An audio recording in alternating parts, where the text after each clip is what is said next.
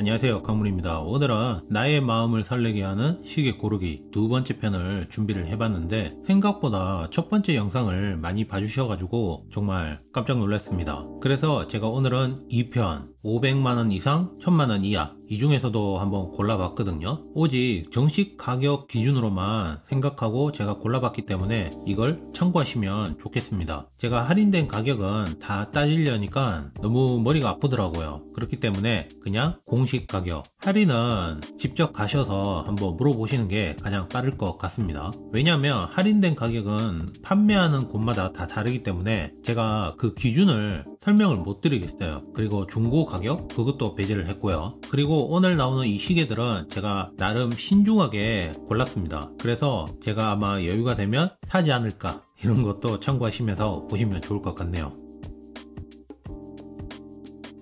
자, 첫 번째로 소개할 건 바로 제가 최애했던 브랜드, 바로 브라이틀링.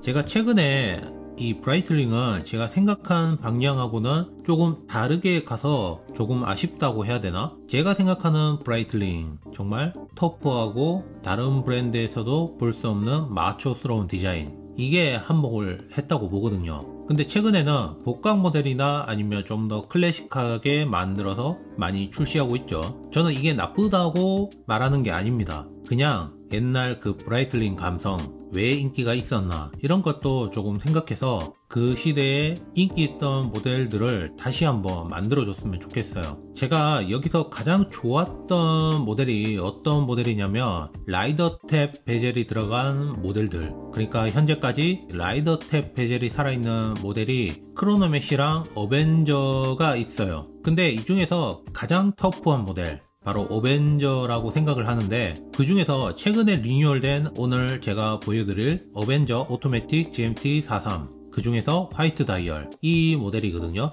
제가 실물을 한번 보고 왔는데 확실히 예전 구형 모델보다는 뭔가 더 정리정돈된 느낌도 나고 라이더텍 감성도 아직까지 잘 살아있는 그런 느낌이 들어요. 물론 구조 자체는 제가 옛날에 봤던 그 2010년, 2009년 그때보다는 그 원가 절감이 살짝 된 느낌이긴 한데, 그때는 불량률이 너무 높아가지고 이렇게 바뀌었다니까 이런 건 이해를 해주는 게 맞겠죠. 자, 이 어벤져의 특징이 이 라이더 탭하고 크라운이 실제로 보면 상당히 크기 때문에 장갑을 착용하고 조작이 쉽게 가능해요. 그리고 GMT 기능까지 있기 때문에 데일리 시계로도 굉장히 좋을 것 같고요. 또 크로노미터 인증까지 받았다는 점, 브라이틀링은 모든 모델의 크로노미터 인증을 받죠. 저는 무브먼트가 인하우스 무브먼트인가 이런 것까지는 굳이 안 바라거든요. 저는 이 정도만 되어도 정말 안정성 있고 괜찮다고 생각을 하거든요. 여기서 더 좋은 무브먼트를 안 넣어도 됩니다. 이 정도면 딱 좋아요.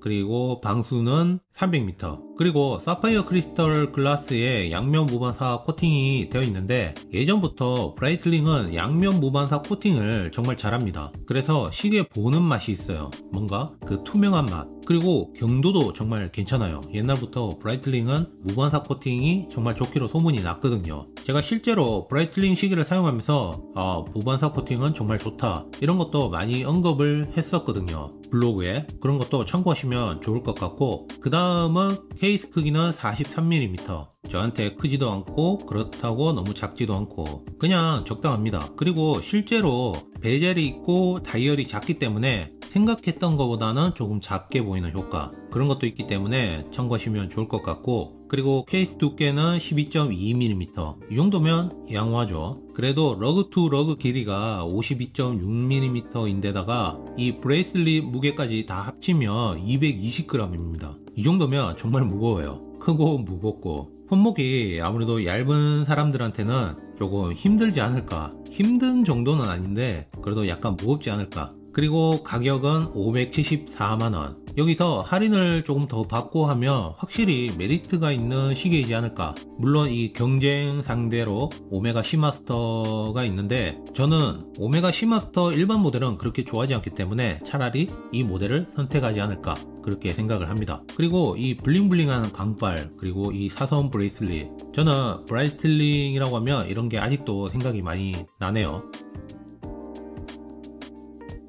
자, 이번에는 불가리의 불가리, 보통은 줄여서 불가리 BB라고 많이들 부르고 있거든요. 자, 그 중에서 제가 이번에 새로 나온 블랙 DLC 코팅이 된 이 모델을 한번 골라봤는데, 저는 불가리 모델 자체가 정말 재평가 받아야 하지 않을까, 그런 식으로 생각을 하거든요. 이 불가리는 1977년에 처음 출시를 했었는데, 그때부터 지금까지 꾸준히 이어져 오고 있고, 옛날이나 지금이나 불가리 더블 로고와 원통형 케이스는 이 불가리의 아이덴티티로 자리를 잡고 있습니다. 이거는 누구나 봐도 다 알 거예요. 그 정도로 아이덴티티가 정말 강하다는 거죠. 이 불가리 더블 로고는 고대 로마 시대의 코인에서 영감을 받았다고 하고, 그리고 이 원통형 케이스, 로마 신전에 있는 기둥에서 영감을 얻었다고 해요. 그리고 이 모든 디자인은 럭셔리 스포츠 시계의 창시자 우리의 제럴드 젠타 형이 디자인을 했다고 하고, 저는 개인적으로 불가리를 굉장히 좋아하는 브랜드이기 때문에 더 갖고 싶은 마음이 커요. 왜냐면 저는 불가리가 만든 주얼리나 시계를 보고 있으면 뭔가 그 디자인에 대한 철학? 그런 게 느껴진다고 해야 되나?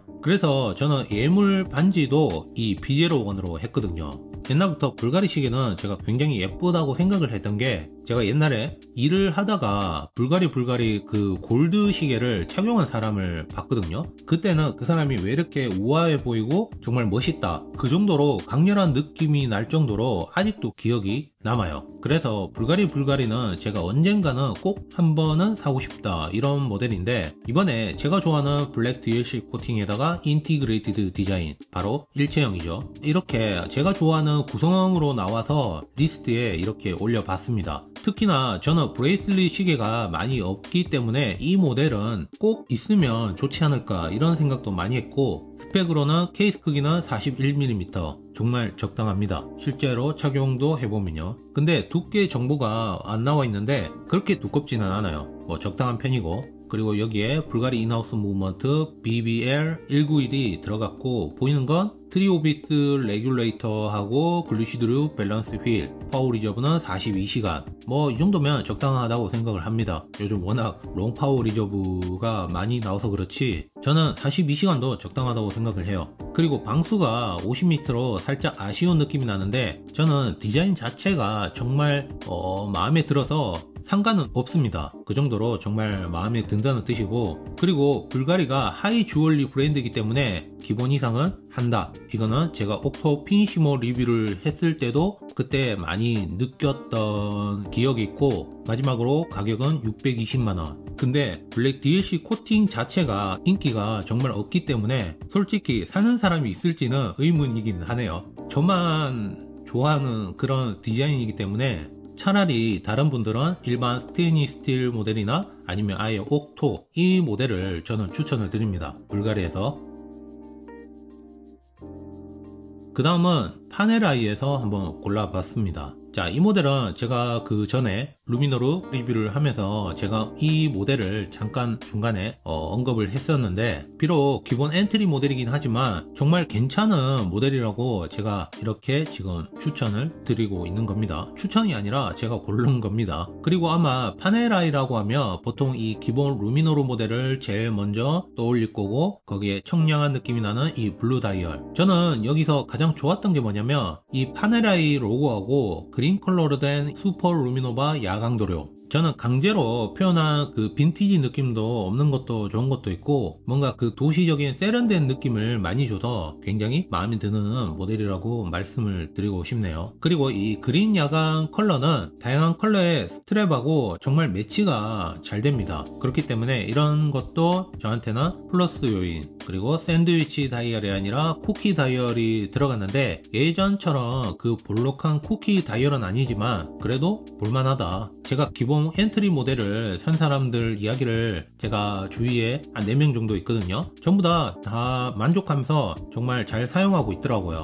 그래도 다만 여기서 아쉬운 건 아무래도 엔트리 모델이다 보니까 살짝 다운그레이드가 되었다는 거. 먼저 케이스백은 스냅백 방식으로 바꾸고 방수를 100m로 낮추었다는 점. 방수를 낮춘 거는 정말 아쉽다고 생각을 해요, 저 같은 경우는. 근데 무브먼트는 8데이지가 아닌 3데이지가 들어간 P6000 무브먼트가 들어갔는데, 제가 볼 때는 리치먼트 무브먼트 제조사 발플러리에서 제작을 한 그렇다고 무브먼트 스펙이 낮거나 아니면 등급이 떨어진다는 그런 부품을 쓴 건 아니고 그냥 보통의 크로노미터급. 저는 이 무브먼트를 정말 잘 만들었다고 생각을 합니다. 예전에 넣었던 유니타스 6497 무브먼트를 완벽하게 대체를 했고, 그리고 파워리저브도 괜찮고, 이 무브먼트 때문에 딱히 문제가 있다거나 그런 소리를 들어보지는 못한 것 같아요. 저는 이 정도도 정말 괜찮다, 가격도 조금 더 저렴하게 해서 경험을 하고 싶은 분들에게는 정말 좋은 선택이지 않을까. 그리고 케이스 크기에 너무 강박증이 있는 분들이 많은데, 저도 옛날에는 그랬는데 시계는 착용하다 보면 다 적응이 됩니다.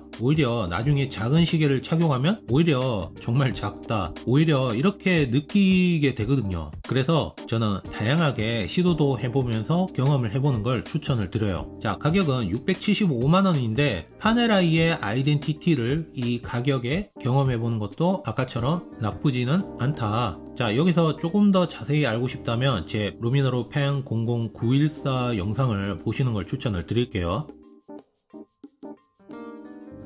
그 다음은 독사입니다. 자, 이 브랜드는 사실 처음 들어본 분들이 많을 거예요. 독사는 역사가 깊은 전통 다이버 시계 회사 중에 하나입니다. 과거부터 현재까지 독특한 디자인으로 한결같이 이어지고 있는 정말 괜찮은 브랜드이고, 그 대표적으로 서브 300이라는 모델이 있거든요. 최근에 포지드 카본 케이스를 만들기 시작을 했고, 그 모델이 제가 오늘 고른 서브 300 카본 아쿠아랑 US 다이버, 이 모델이 정말 제 마음을 설레게 한다고 해야 되나? 특히 아쿠아랑 한정판 모델은 다이얼 7시에 보면 아쿠아랑 로고가 있어요. 제가 볼 때는 이게 가장 매력적이지 않을까, 한정판이라는 의미가. 일단 저는 2018년에 출시한 아쿠아랑 한정판을 가지고 있는데 별명으로는 실버랑이라고 불리고 있는데, 제가 이렇게 독사 시계를 경험을 해보니까 정말 매력적이구나. 거기다가 생각지도 못한 남성스러운 포스, 그런 것까지 약간 갖추고 있고, 여기에 포지드 카본 케이스까지 들어가니까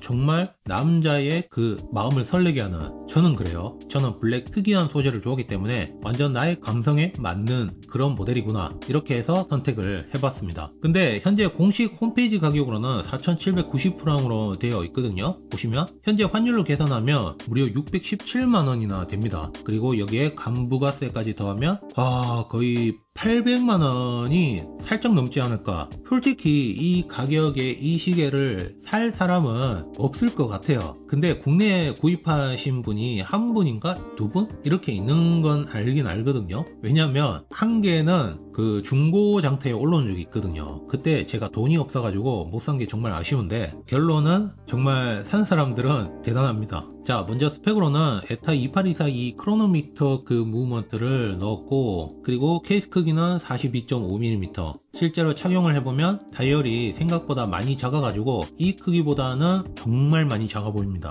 그리고 러그 투 러그 길이도 45mm로 정말 짧은 편이고요. 두께는 13.4mm로 나와 있는데, 제가 지금도 가지고 있는 사람으로 말씀을 드리자면 그렇게 두껍다는 생각은 전혀 들지는 않아요. 그냥 이 사파이어 크리스털 글라스가 약간 돔형이라서 그렇지 그렇게 두껍지는 않다. 그리고 러그는 20mm로 트랙 교체하면서 놀기에는 굉장히 좋은 편이고, 방수는 다이버 시계이기 때문에 300m. 기본적으로 다이버 시계에 모든 걸 다 갖추고 있는 그런 시계다. 저는 특히 이 디자인 컬러 조합이 굉장히 좋다고 생각해요. 이 블랙에 옐로우, 이런 시계가 다른 브랜드에서도 더 있죠. 대표적으로 오데마픽의 로얄오크 오프셔 다이버, 그 모델이 있죠. 보통은 범블비라고 별명을 붙입니다. 이런 컬러 조합을 범블비. 뭔가 장난감스러운 느낌이 많이 들어가 있긴 한데, 저는 오히려 독사시계답다는 그런 느낌이 많이 들어가지고 정말 마음에 들어요. 그리고 한정판이라는 의미하고 아쿠아랑 로고, 이런 것도 아까처럼 제가 말한 것처럼 한몫을 하는 것 같고요. 특히 크라운의 독사 물고기가 정말 귀엽습니다.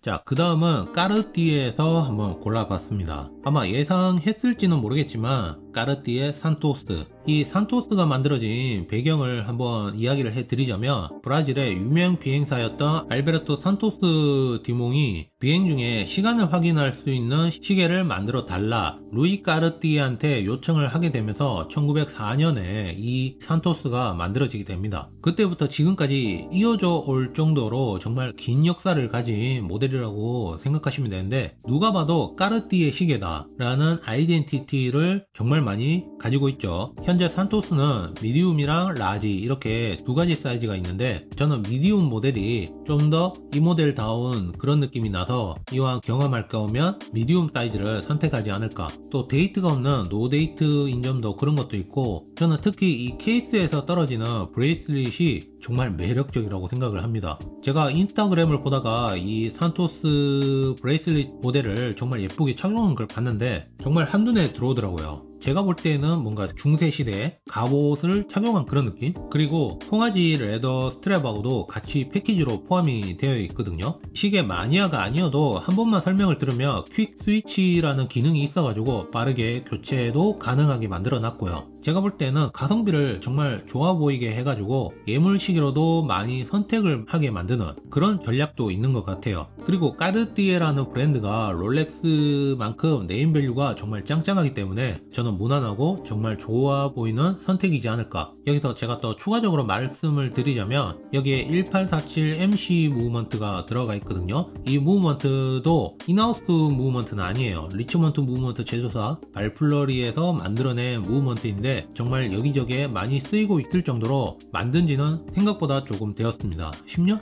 그 정도 됐나? 그래서 요즘 나오는 그 고스펙에는 그 정도는 아니지만 적어도 데일리 시계로는 정말 적절하게 만들어졌어요. 또 항자성이랑 내구성에도 정말 신경을 쓴 게 보이고요. 특히 이전에 사용하던 에타 2892 이 무브먼트에서 가장 크게 느꼈던 게 와인딩 효율이었습니다. 그러니까 단방형 로터를 가지고 있어가지고 사무직을 하시는 분들한테는 정말 죽음이었거든요. 나는 분명히 착용을 했는데 시계가 죽어버려요. 그렇기 때문에 이런 걸 개선을 했거든요. 에타는 리버싱 휠 방식을 쓰는데 이 무브먼트는 매직 레버 방식으로 바꾸면서 와인딩 효율을 극적으로 끌어올려 가지고 지금은 정말 괜찮다.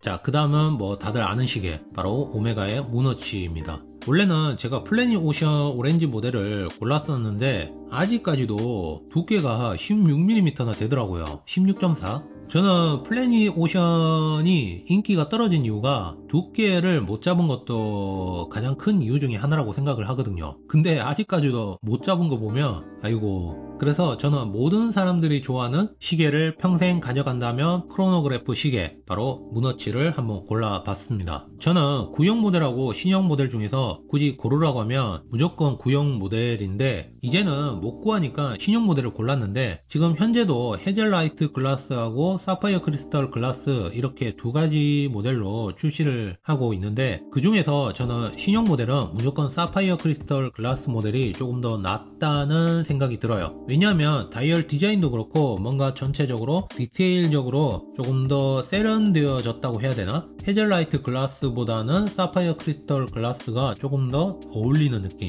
그리고 이번에 제대로 업그레이드된 코엑시얼 마스터 크로노미터 칼리버 3861 무브먼트, 이번에 제대로 업그레이드가 되었는데 정말 보는 재미도 있을 것 같아요. 예전보다는. 그리고 스펙이나 역사 같은 경우는 뭐 다들 아시니까 굳이 길게는 설명을 안 하겠습니다. 궁금하시다면 제 다른 영상을 참고하시면 좋을 것 같고, 사실 아직까지는 사야겠다는 마음은 아직까지는 안 들어요. 제가 실물도 받고 잠깐 경험을 해봤는데 바뀐 브레이슬릿 때문인지는 모르겠지만 시계 자체가 뭔가 대두처럼 보인다고 해야 되나? 대두? 뭐 그렇더라고요. 그리고 현재 가격은 920만원인데 예전보다는 진짜 가격이 많이 올랐죠.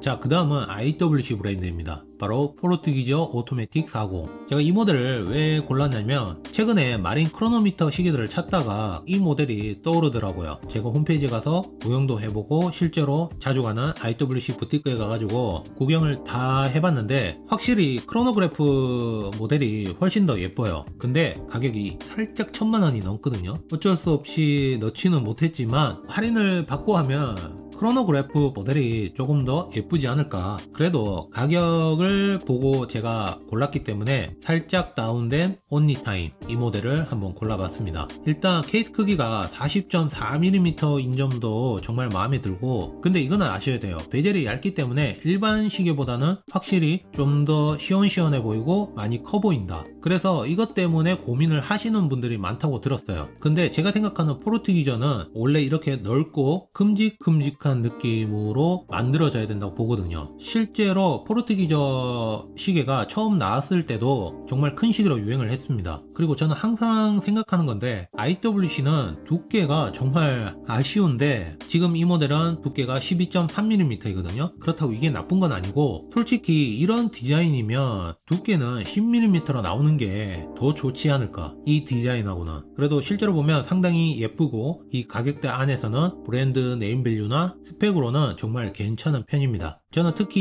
이 IWC 82,200 무브먼트가 정말 볼만하다고 생각을 하거든요. 글루시드루 밸런스 휠에 프리스프렁 레귤레이터를 하고 있고 데코레이션이 정말 예쁘게 되어 있어요. 이 보는 재미를 높이기 위해서 플레이트 전체를 약간 스켈레톤화 시킨 것도 있고, 그리고 안 보이는 곳까지 꼼꼼하게 펠라주 피니시가 들어가 있는 것도 정말 좋은 것 같고, 그리고 여기 보면 블랙 기어가 있는데 세라믹 소재라고 보시면 되고, 또 IWC 감성이 제대로 나타나는 이 로터, 저는 IWC가 만드는 로터라고 하면 다 이런 로터가 생각이 나더라고요. 그 정도로 아이덴티티가 된 것 같고, 제가 볼 때는 모든 걸 다 따졌을 때 이 정도면 정말 괜찮지 않을까. 그리고 IWC가 포르투기저 역사도 나름 꽤 깊거든요. 원래는 시계하고 전혀 무관한 뜻이긴 한데 이걸 알아보니까 포르투갈 사람이라는 뜻을 독일어로 바꾼 게 포르투기저라고 합니다. 대략적으로 이야기는 1930년대에 그 두 명의 포르투갈 상인이 IWC에 찾아와가지고 배를 타고 대륙과 대륙 사이를 왔다 갔다 하면서 교역을 해야 되는데 배를 타고 항해에 필요한 시계를 만들어 달라. 그때 IWC는 완성도가 높았던 회중시계의 무브먼트를 이용해가지고 만든 시계가 바로 1939년에 출시한 포르투기저입니다. 그 정도로 굉장히 역사가 오래되었고 그때는 대형 손목시계로 인기가 정말 좋았다고 합니다. 자, 여기서 제가 고른 모델은 골드 핸즈 모델인데 실물로 보면 조금 더 고급스럽고 정말 예쁘더라고요. 그리고 기회가 되면 다른 모델들도 한번 보시는 걸 추천을 드릴게요. 특정 모델을 고르는 것보다는 그냥 이 라인 자체가 정말 예쁘다 이런 말씀을 드리고 싶고, 근데 IWC 마크 19 언제 나오는 겁니까? 이거 빨리 나와야 되는데. 자, 오늘 다들 어떻게 보셨는지는 모르겠지만 제 취향대로 한번 골라봤는데 재밌게 보셨는지는 모르겠네요. 다음에는 1000만원 이상 2000만원 이하 이렇게 한번 골라서 영상을 찍어 보도록 하겠습니다. 그럼 모두 바이바이.